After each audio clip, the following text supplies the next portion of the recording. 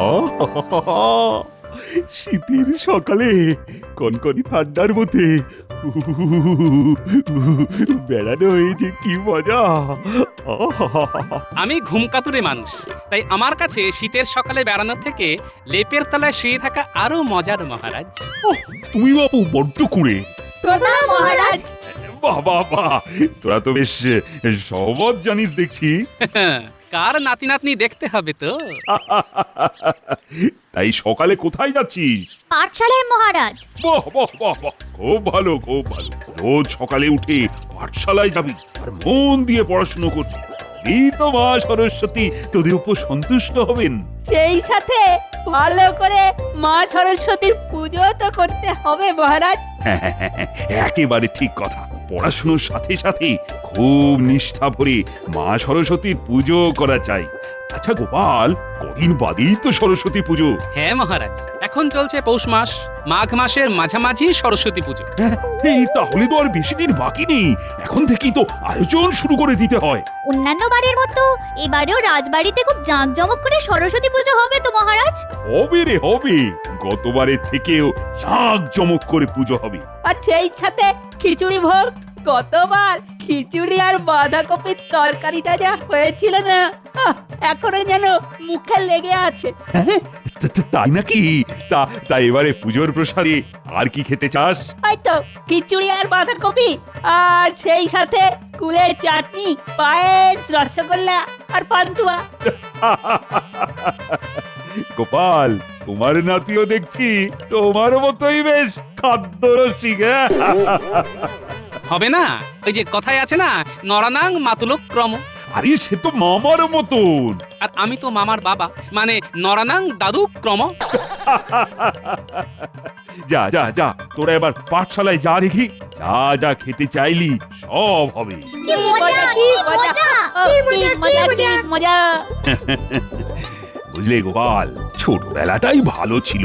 সরস্বতী পুজোর দিন কাক ভরে ঘুম থেকে ওঠা, তারপর ওই ঠান্ডা কনকনে জলে স্নান করে ঠক ঠক ঠক করে কাঁপতে কাঁপতে পুষ্পাঞ্জলি দিতে যাওয়া। ও মন দিয়ে পুষ্পাঞ্জলি। কিন্তু আমি কিন্তু মন দিয়ে পুষ্পাঞ্জলি দিতে পারতাম না মহারাজ। সে কি কথা? তাহলে পুজোর সময় তোমার মনটা কোথায় থাকতো? আমার মন পড়ে থাকতো ঠাকুরের নৈবেদ্যের দিকে, বিশেষ করে কুল আর কদমা। তুমি তো দেখছি ছোটবেলা থেকেই পেটুক। হ্যাঁ মহারাজ, ওইটুকুই তো সম্বল, শুধু খাওয়া আর খাওয়ার কথা ভাবা। রাজবাড়ি এসে গেল। গোপাল, আজ কিন্তু সময় মতো রাজবাড়ি চলে এসো। এই সরস্বতী পুজো নিয়ে সকলের সাথে একটা আলোচনা করা দরকার।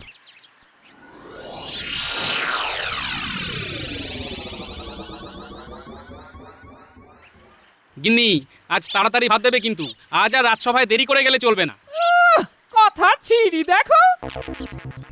বলি কবে আর আমার ভাতের জন্য তোমার রাজসভায় যেতে দেরি হলো? দেরি তো হয় তোমার এই গদাই লস্করি চালের জন্য। যাকে যাক, কথায় কথা বাড়ে।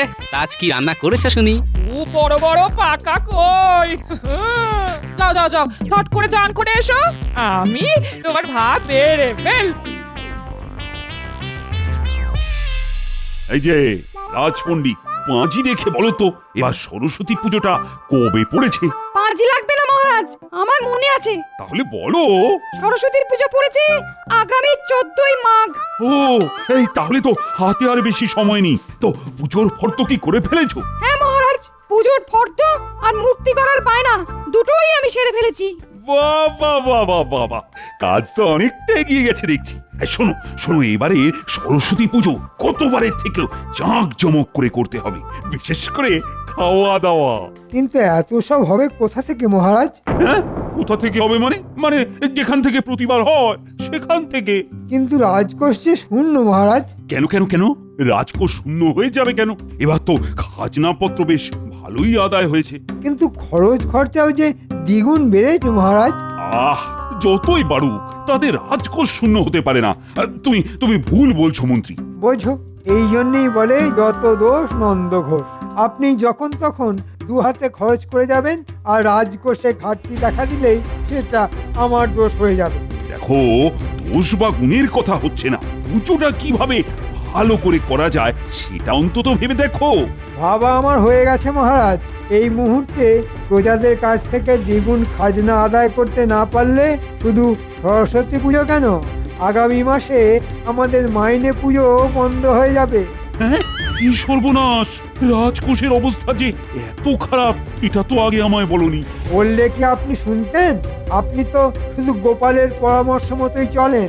গোপালের পরামর্শ মতো চলেন বলেই এখনো ওই রাজ্যপাট চালু আছে।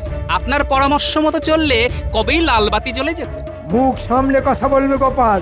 আপনিও যখন তখন খোঁচা দিয়ে কথা বলাটা বন্ধ করুন। আচ্ছা আচ্ছা আচ্ছা, ঠিক আছে ঠিক আছে। এই বিপদের দিনে নিজেদের মধ্যে ঝগড়া করাটা বন্ধ করো। কিন্তু এক লাফে খাজনা দ্বিগুণ করাটা কি মানে প্রজারা ভালোভাবে মেনে নেবে? দেখুন মহারাজ, আমাদের রাজ্যের খাজনা এমনিতেই বেশ কম, তাই ভালো মনে মেনে না নিলে জোর করে মানাতে হবে। মহারাজ, ওটা আমার ওপর ছেড়ে দিন। কি করে খাজনা আদায় করতে হয় সেটা আমি খুব ভালো করেই জানি। শোনো শোনো শোনো, মহারাজের আদেশ অনুসারে সকল প্রজার খাজনা দ্বিগুণ করে দেওয়া হলো। আর এই বাড়তি খাজনা মিটিয়ে দিতে হবে মাঘ মাসের শুরুতে। শোনো শোনো শোনো, আজ থেকে সব প্রজাকে দ্বিগুণ খাজনা দিতে হবে। এ আবার কি রকম কথা? এক লাফে খাজনা একেবারে দ্বিগুণ হয়ে গেল। আমরা খাবই বাকি আর খাজনা দেবই বাকি করে। আমাদের মহারাজ তো এতটা অবিবেচক নন। আমার মনে হচ্ছে এ সমস্তই হয়েছে ওই কুচক্রী মন্ত্রী মশাইয়ের পরামর্শে।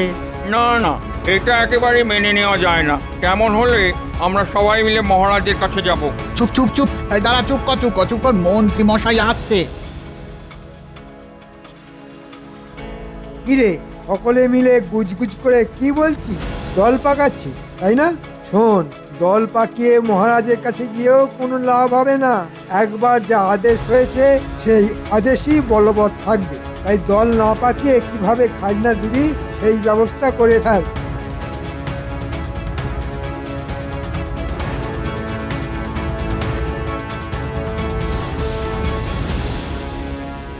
শোন, কদিন পর থেকেই রাজ্যে বাড়তি খাজনা আদায় শুরু হবে। তা আমাদের কি করতে হবে? যা শস্য আদায় হবে তার থেকে অর্ধেক শস্য রাজবাড়িতে পাঠাবি। আর বুঝতে পেরেছি, বাকিটা আর বলতে হবে না। বুঝতে পেরেছিস মানে? সাপের হাঁচি যেমন বেদে বুঝতে পারে, তেমনি পুরোটা না বললেও আপনার কথা আমরা ঠিক বুঝতে পারি মন্ত্রী মশাই। তাহলে বল, কি বুঝতে পেরেছিস? ওই তো, অর্ধেক শস্য রাজবাড়িতে চলে যাবে আর বাকি শস্য ঢুকে যাবে আপনার গোলায়। কি মন্ত্রী মশাই, ঠিক বললাম তো? ঠিক, একেবারে ঠিক। তা তুই তো দেখছি বেশ শিয়ানা হয়ে উঠেছিস। শিয়ানা আমি বরাবরই, কিন্তু আপনার মতো হায়নার কাছে আমার সব শিয়ানাগিরি যে তুচ্ছ মন্ত্রী মশাই। কি, এত বড় সাহস তো? তুই আমাকে হায়না বললি? আহা, রাগ করেন কেন? এটা একটা কথার কথা। কিন্তু আমার একটা কথা আছে। বল। আচ্ছা, আপনার গোলায় শস্য ঢোকাতে গিয়ে যদি ধরা পড়ে যায় তাহলে তো ওই বিচ্ছিরি রকমের কেলেঙ্কারি হবে। কিচ্ছু হবে না। কেন? বাড়তি খাজনা আদায় শুরু হলেই রাজ্য জুড়ে একটা অরাজক অবস্থার সৃষ্টি হবে। তখন কোন শস্য কার গোলায় ঢুকছে তার হিসেব আর কেউ রাখবে না। এসব ব্যাপারে বেশি মাথা না ঘামিয়ে যেরকম বললাম সেই রকম করবি।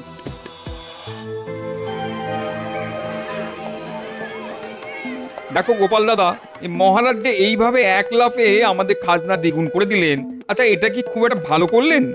আমরা বরাবরই আমাদের শস্যের অর্ধেক মহারাজকে খাজনা হিসেবে দিই, বাকি অর্ধেক থাকে আমাদের সারা বছরের খাবার জন্যে। দ্বিগুণ খাজনা দেওয়া মানে তো পুরোটাই দিয়ে দিতে হবে। আচ্ছা, পুরোটাই যদি খাজনা হিসাবে চলে যায় তাহলে তাহলে আমরা খাবো কি? আমাদের সংসার চলবে কি করে? তোমরা কি বলবে সবটাই আমি বুঝতে পেরেছি। বুঝতেই যখন পেরেছো তখন কিছু একটা করো গোপাল দাদা। যে করেই হোক মহারাজকে বোঝাও, না হলে আমরা যে ছেলে বউ দিয়ে মারা পড়বো। ঠিক আছে, আজ মহারাজের সঙ্গে কথা বলে দেখছি। হ্যাঁ গোপাল দাদা, তাই দেখো। ঠিক আছে ঠিক আছে, দেখি কি করা যায়। আজ তাহলে সকলে এসো তোমরা। ইনি ইনি শোনো, আমি একটু মহারাজের কাছ থেকে ঘুরে আসছি, বুঝলে? হ্যাঁ হ্যাঁ, তাই এসো। দেখো যদি মহারাজকে বুঝিয়ে সুঝিয়ে এই বাড়তি খাজনা নেওয়া থেকে বিরত করতে পারো।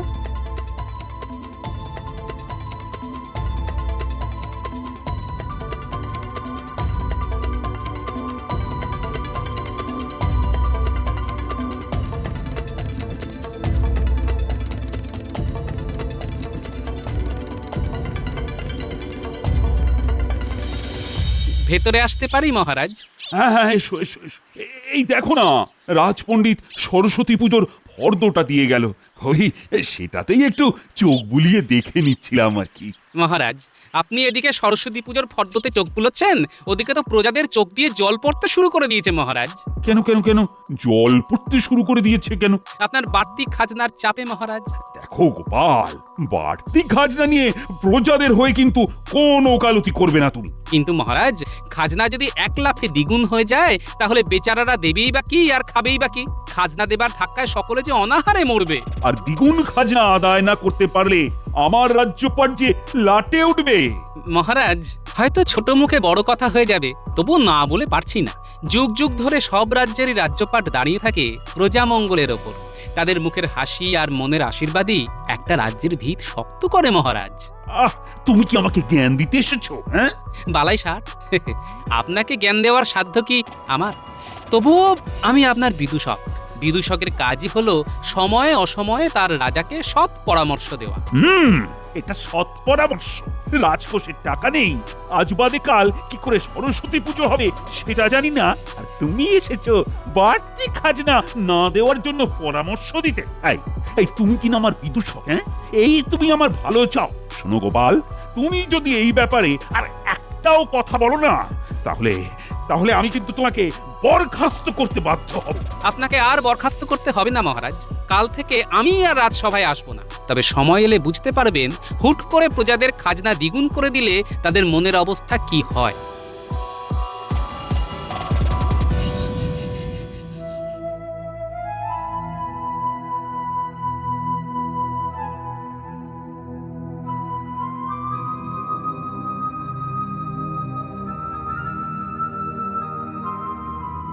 কি গো, বলি কথা হলো? কথা হলো, কিন্তু কাজের কাজ কিছু হলো না। উল্টে আমায় বরখাস্ত করার হুমকি দিলেন। সে কি কথা গো? বরখাস্ত মানে তো চাকরি চলে যাওয়া।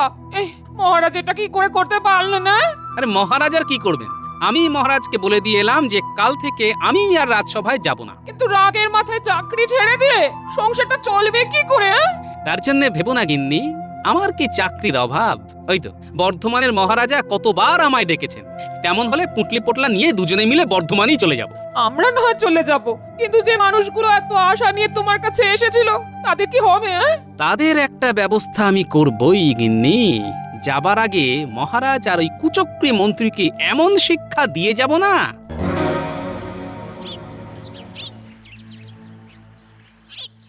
বাড়ি আছিস নাকি রে পুটির বাবা? বলুন। শুনলাম তোরা নাকি দল বেঁধে গোপালের বাড়ি গিয়েছিলিস। না গিয়ে আর উপায় কি বলুন? বিপদে আপদে সেই তো আমাদের রক্ষাকর্তা। রক্ষাকর্তা? কিন্তু তোদের সেই রক্ষাকর্তাই তো মহারাজের কাছে তোদের কথা বলতে গিয়ে আচ্ছা করে ধাতানি খেয়ে এসেছে। তার চাকরিটা না চলে যায়। হ্যাঁ, সে কি? তাহলে কি হবে? কি আবার হবে? ওই দল টল না পাকিয়ে ভালো ছেলের মতো সুর করে বাড়তি খাজনা দিবি। যে খাজনার অর্ধেক যাবে রাজভাণ্ডারে আর অর্ধেক ঢুকে যাবে আমার গোলায়। শোন, কদিন পর থেকেই খাজনা আদায় শুরু হবে, তার জন্য তৈরি থাকিস। হায় অদৃষ্ট!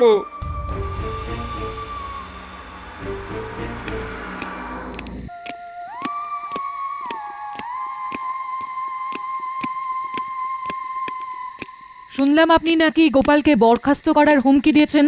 হ্যাঁ হ্যাঁ, দিয়েছি। 3 দিন সব ব্যাপারে গোপাল যেরকম মাতব্বরি করা শুরু করে দিয়েছিল, তাতে তাতে এছাড়া আমার আর কোনো উপায় ছিল না। কিন্তু ভুলে যাচ্ছেন কেন? গোপালের এই মাতব্বরিটাই সবসময় আপনার মঙ্গলের কারণ হয়। মঙ্গল না ছাই, আমার মঙ্গলের কথা ভাবলে বাড়তি খাজনা নিতে বারণ করতো না। বাড়তি খাজনা নিতে বারণ করে গোপাল তো কিছু ভুল করেনি মহারাজ। এই দেখো রানী, তুমি আমার স্ত্রী, তাই সংসার নিয়ে যেমন আছো তেমনই থাকো। রাজ্য পরিচালনার ব্যাপারে বেশি মাথা ঘামিও না। ভুলে যাবেন না মহারাজ, আপনার স্ত্রী হওয়ার সুবাদে আমি এই রাজ্যের মহারানী, তার উপর আমিও এক রাজার মেয়ে, তাই রাজ্যের ভালো মন্দ আমিও বুঝি। ও তাই নাকি? তা এতই যখন বোঝো তাহলে আর রাজবাড়ির অন্দরে না থেকে কাল থেকে এই ধরাচুড়ো পড়ে সিংহাসনে গিয়ে বসো। তেমন দিন আসলে বসতে হবে বই কি। আর আমি যদি কোনোদিন সিংহাসনে বসি তাহলে সব থেকে আগে কি করব জানেন? কি করবে? কি করবে?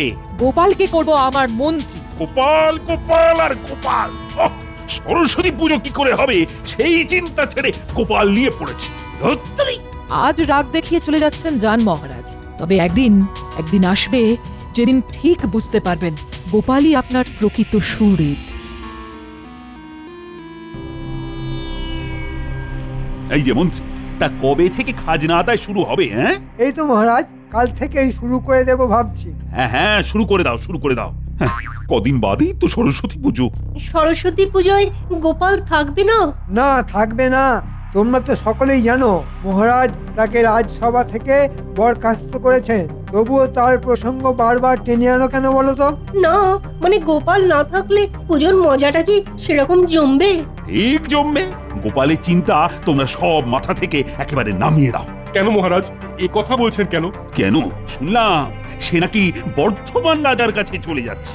ঠিক আছে, ঠিক আছে, আমিও দেখব বর্ধমানের রাজা তাকে কি করে মাথায় তুলে নাচে। মহারাজ, মুর্শিদাবাদ থেকে নবাবের এক দূত আপনার সঙ্গে দেখা করতে এসেছে। হ্যাঁ, নবাবের দূত আবার এই সময় কেন? ঠিক আছে, ঠিক আছে, নিয়ে এসো, নিয়ে এসো। বন্দেগি মহারাজ। তোমায় তো আগে কখনো দেখিনি। আমি নতুন নিযুক্ত হয়েছি। মহারাজ কৃষ্ণচন্দ্র নবাব বাহাদুর এক ফরমান জারি করেছেন, যে ফরমানের জোরে তিনি আজ থেকে আপনার রাজ্যের খাজনা দ্বিগুণ করে দিলেন। সে কি এক লাফে একেবারে দ্বিগুণ? হ্যাঁ মহারাজ, একেবারে দ্বিগুণ। আর ফরমানে তিনি একথাও ঘোষণা করেছেন যে এই নিয়ে তার সঙ্গে কোনো আলাপ আলোচনা করা যাবে না। কিন্তু এ তো অন্যায়। অন্যায় বলে অন্যায়? এ একেবারে ঘোর অন্যায়। এভাবে তো খাজনা বাড়ানো যায় না। আরে খাজনা বাড়াবার তো একটা নিয়ম নীতি আছে। 10% কিংবা বড় জোর 20% বাড়াতে পারতো, কিন্তু এক লাফে দ্বিগুণ। হ্যাঁ, এখন রাজ্য চালাবো কি করে? আর খাজনাই বা মেটাবো কি করে? আচ্ছা, কার পরামর্শে নবাব বাহাদুর এমন একটা সিদ্ধান্ত নিলেন? মনে হয় উজির সাহেবের। হ্যাঁ, বুঝতে পেরেছি। ওই বদমাইশ সুজিতটাই পদ পরামর্শ দিয়ে নবাবকে ডোবাবে, আর সেই সাথে আমাদেরও। ঠিক যেভাবে বদ পরামর্শ দিয়ে আপনার এই মহামান্য মন্ত্রী আপনাকে আর প্রজাদের ডোবাচ্ছে। মানে? বাংলায় একটা কথা আছে মহারাজ, নিজের বেলায় আঁটিসুটি আর পরের বেলায় দাঁত কপাটে। আজ দ্বিগুণ খাজনার কথা শুনে আপনি হাঁপিয়ে মরছেন, কিন্তু আপনার প্রজাদের দ্বিগুণ খাজনার কথা ঘোষণা করার আগে একবারও কি ভেবে দেখেছিলেন যে এই বেআইনি খাজনা দিতে তাদের কি অবস্থা হবে? তুমি কে আসলে বলো তো? এখনো চিনতে পারলেন না? কি মহারাজ, এবার কি চেনা যায়? গোপাল, তুমি? হ্যাঁ মহারাজ, আমি। বর্ধমান চলে যাবার আগে আপনার প্রাক্তন বিদূষক হিসেবে আপনার চোখের ঠুলি খুলে দেবার এই কাজটা যে আমার কর্তব্যের মধ্যে ছিল মহারাজ। গোপাল, গোপাল, তুমি আমার চোখ খুলে দিয়েছো গোপাল। সত্যি সত্যি মন্ত্রীর কথায় নিচে প্রজাদের উপর যে কত বড় একটা অন্যায় করতে যাচ্ছিলাম আমি। কিন্তু একটা কথা গোপাল, মানে রাজকোষের যে অবস্থা, আসলে খরচ যেভাবে বেড়ে যাচ্ছে। তার জন্য চিন্তা করছেন কেন? প্রজাদের সঙ্গে আলোচনা করে সামনের বছর 5% খাজনা বাড়ান। আর সব থেকে বড় কথা, এবার থেকে রাজ্যের খরচ খরচার হিসেব মন্ত্রী মশাইয়ের উপর ছেড়ে না দিয়ে নিজে দেখুন, তাতে আপনার চোখ আরো খুলে যাবে। কি মন্ত্রী মশাই, ঠিক বললাম তো? ধরাটা একেবারে হাতে ভাতে মেরে দিল। মহারাজি যদি সব দেখেন তাহলে আমার বাড়তি রোজগার হবে কি করে? ঠিক আছে গোপাল, ঠিক আছে, তুমি যা বললে তাই হবে। তাহলে আমাকে ছুটি দিন মহারাজ। ছুটি দেবো মানে? কোথায় যাবে তুমি? বর্ধমানে। না না না না না, কোনোখানে তোমার যাওয়া হবে না। তুমি যেমন ছিলে ঠিক তেমনই থাকবে। আর এরপরও যদি চলে যেতে চাও তাহলে না পায়ে দড়ি দিয়ে বেঁধে রাখবো। দেখি দেখি কি করে যাও তুমি। একেবারে ঠিক কথা। সামনে সরস্বতী পুজো, গোপাল ছাড়া কি আর সরস্বতী পুজো জমে? ঠিক ঠিক। শুনলাম সরস্বতী পুজো করার মতো নাকি টাকা নেই রাজকোষে। তবে তার জন্য কাউকে চিন্তা করতে হবে না, আমার কিছু সঞ্চিত অর্থ আছে। আশা করি তাই দিয়েই ধুমধাম করে সরস্বতী পুজো হয়ে যাবে। আহা, এর থেকে ভালো ব্যাপার আর কি হতে পারে? মায়ের টাকায় মাতৃ পুজো, আর সেই সাথে সন্তানদের পেট পুজো।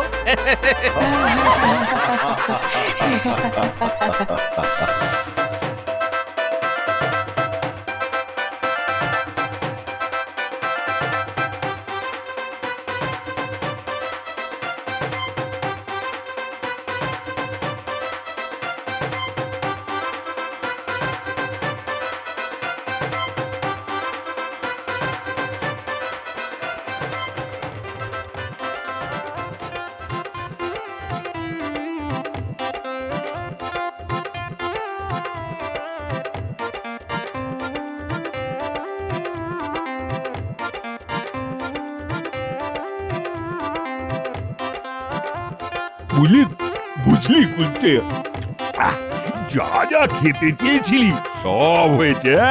খিচুড়ি, ও বাঁধাকপি, কুলের চাটনি, পায়েস, রসগোল্লা, আবার পান্তুয়া। সকলে কিন্তু পেট ভরে খাবি, কোনো রকম লজ্জা করবি না কিন্তু। আমি না ঠিক গোপাল দাদুর মতো খাওয়াতে আমার কোনো লজ্জা নেই। শোনো শোনো গোপাল, তোমার নাতি কি বলছে? গোপাল, তোমায় আর একটু খিচুড়ি দিই? হ্যাঁ হ্যাঁ, দিন। মণ্ডপের মৃন্ময়ী মা দেন বিদ্যা, আর আমার এই চিন্ময়ী মা দেন প্রসাদ। আহা, মায়ের হাতের প্রসাদ, ওটা পাবার জন্যই তো আশা। আমার পেটে লাথি মেরে খুব খিচুড়ি সাঁটাচ্ছে গোপাল, এই জন্যই বলে আরো পৌষ মাস